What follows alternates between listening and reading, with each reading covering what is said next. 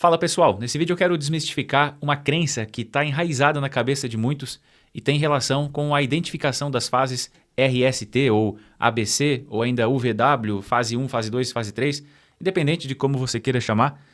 Acredito que o mais comum é fase A, B e C ou fase RST, né? E, enfim, existe uma crença em relação a isso que é bastante enraizada e eu quero desmistificar durante esse vídeo.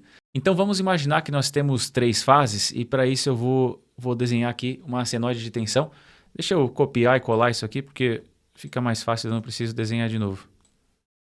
Vamos lá, tenho três fases, elas vão estar defasadas aí 120 graus, né? Meu desenho não está em escala, então obviamente que não vai bater exatamente, mas acredito que vai acabar ficando mais ou menos próximo aí do que deveria ser. Uma das fases eu vou manter em vermelho, outra eu vou colocar em amarelo e a última eu vou colocar esse lilás aqui para diferenciar.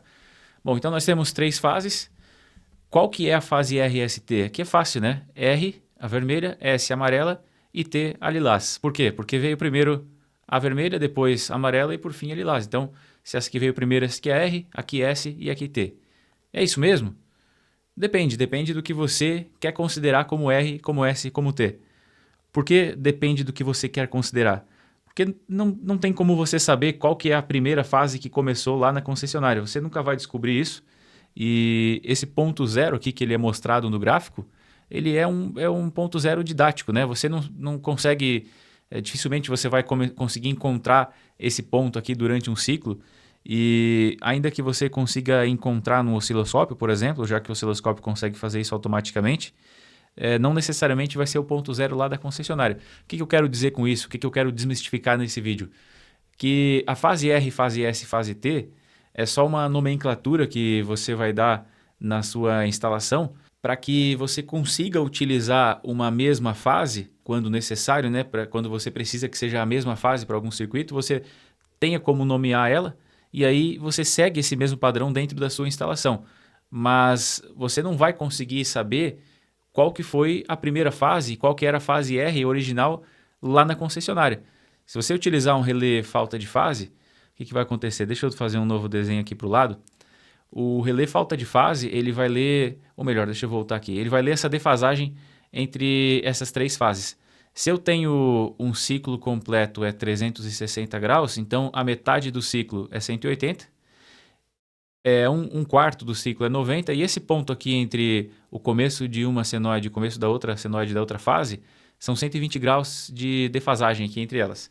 Então eu tenho desse ponto até esse ponto, tenho 120 graus. Se eu ligar essa sequência de fases em um motor, e ele receber essa sequência de fases, eu vou desenhar até na mesma tela aqui para facilitar. Deixa eu pegar a caneta de novo aqui.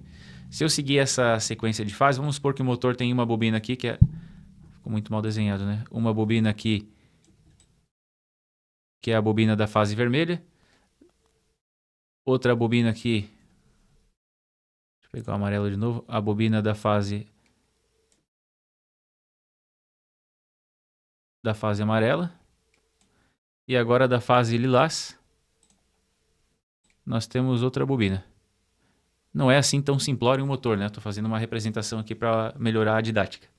Bom, se nós temos três fases e cada uma dessas fases alimenta uma bobina do motor, esse motor, se essa fase aqui, se nós seguirmos essa sequência de fase aqui que está sendo apresentada no gráfico, primeiro essa bobina aqui vai ter corrente, depois essa aqui e depois essa aqui. Então esse motor ele vai seguir no sentido horário, né?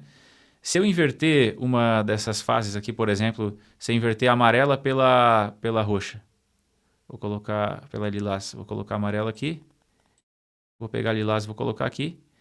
O que vai acontecer nesse caso? Eu vou ter primeiro vermelho, depois lilás e depois por último amarelo. Então, vermelho, lilás e amarelo. Ao invés de seguir horário, eu vou seguir anti-horário agora. Vermelho, lilás, amarelo, e vai ficar esse ciclo se repetindo. Então, um relé de falta de fase, qual que é o objetivo dele? É ler essa defasagem entre as fases, estabelecer um padrão. Então, na entrada do relé, ele determina que vai ter que estar numa determinada sequência. E esse padrão, ele é estabelecido pelo próprio fabricante. Ele não quer dizer que o seu motor vai rodar em um dos sentidos ou no outro. O fato de ter um relé de falta de fase não determina o sentido de giro do motor. O que determina é que caso haja uma inversão dessas fases aqui na entrada do painel, consequentemente vai inverter no relé de falta de fase, vai deixar de estar dentro daquele padrão e, consequentemente, vai deixar de ligar o motor. Vai impedir que esse motor ligue por conta da sequência incorreta das fases. Mas o relé ele não sabe qual que foi a primeira fase que iniciou. Não existe esse ponto zero aqui para o relé também. Ele só vai medir essa defasagem e vai estabelecer um padrão e vai seguir, na verdade, um padrão que já foi estabelecido no momento do projeto desse relé. Então, o que eu quero trazer aqui é que você vai determinar quais são as fases aí, qual que é a primeira fase, qual que é a segunda, qual que é a terceira, você nomeia elas da forma que você quer e você segue isso durante a sua instalação, para que essa fase seja utilizada aí da forma correta, para que você faça balanceamento de cargas, para que você determine sentido de giro de motor e tudo mais. Então, é para isso que você vai nomear essas fases, mas não interessa o que está chegando da concessionária lá, o que eles nomearam como R, S ou T. Para você isso não vai mudar absolutamente nada. Eu não vou dizer que é impossível fazer essa identificação do que saiu como R, S, T lá na concessionária, mas é inviável, né? Você também, além de ser inviável, você não precisa também disso. Então, saiba que esse ponto zero aqui que é mostrado nesses gráficos aqui, ele é comum porque é assim que você aprende normalmente, né? Nos cursos técnicos, em faculdade, você vai sempre ver a primeira fase sendo chamada de R e ela sempre começa no ponto zero. Mas na prática não é assim que funciona. Se você gostou desse vídeo, se inscreve aí no canal, ativa o sino para receber as notificações e deixa um comentário para me ajudar a continuar gravando conteúdo aqui para o canal.